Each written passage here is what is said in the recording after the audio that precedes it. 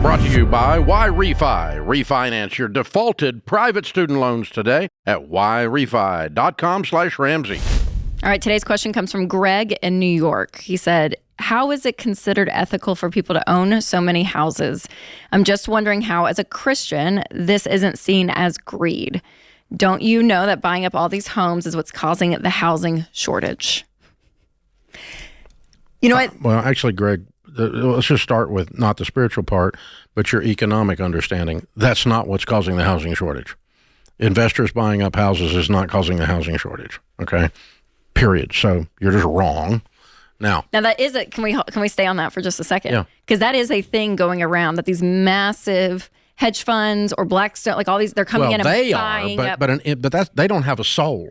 That's right. Okay, so hedge funds don't have a soul. Yes. So because an individual investor, right, for the average person out there who has maybe 2 or 3 rental homes, right? They're on baby steps and they're doing it. They're not causing the thing. But Blackstone, those guys are buying up houses. So that's true. Is that affecting the housing market at all? Because that is. It probably is to some extent, but not as much as TikTok says it is. Yeah. Yeah. So, you really don't want your economic lessons on TikTok. I'll just help you with that in general. But anyway. You're on TikTok, though. I know, but that just proves that I'm lacking in judgment. But, yeah. So anyway, that's the thing. Now, I own, I don't even know, 15, 20 houses and a bunch of commercial real estate as well. How is that not greed? Because I don't own anything, Greg. I'm a Christian, and that means God owns it, and I'm managing it for him. So I guess you're calling God greedy now. Okay, so devil's advocate, what would you say if Greg was like, well, Dave, why do you need so many houses? Why don't you just give all that extra money away? I'm managing money for God. That's my job. Well, and I've done a good job. I've done a better job than Greg has done. And okay. And that's why he thinks I'm greedy. Well, this mindset, so this is an extreme, right, of, 20 houses or something. But this is the same logic of, well, is it greedy to have more in your retirement than maybe you may not need, right? Like listen, if you got three bathrooms, you have 3 more than most people in the world. Why are you not greedy? If you have 2 cars, you have 2 cars more than most people in the world. If you make $38,000 a year, you're in the top 1% of income earners in the world. How are you not greedy? Because amounts don't create greed. Greed is a spirit.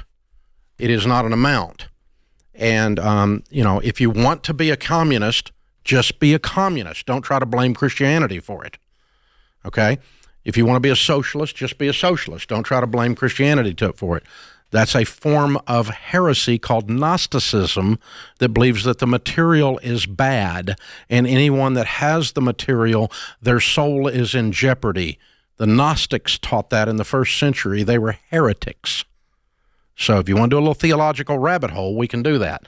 But I love the rabbit holes, Dave. No, that's good. I think that's it, though. Greed is not an amount; it's a spirit. That's it. And so hoarding is not an amount. The difference in saving and hoarding is intent. Mm-hmm. It's not the thing. I have a collection of water skis, but I don't worship them. They're stinking antique water skis on the wall. That's it. But that's not hoarding. It's a collection because it's about the intent. Refi refinances delinquent private student loans for struggling borrowers. Learn more at YREFY.com/Ramsey.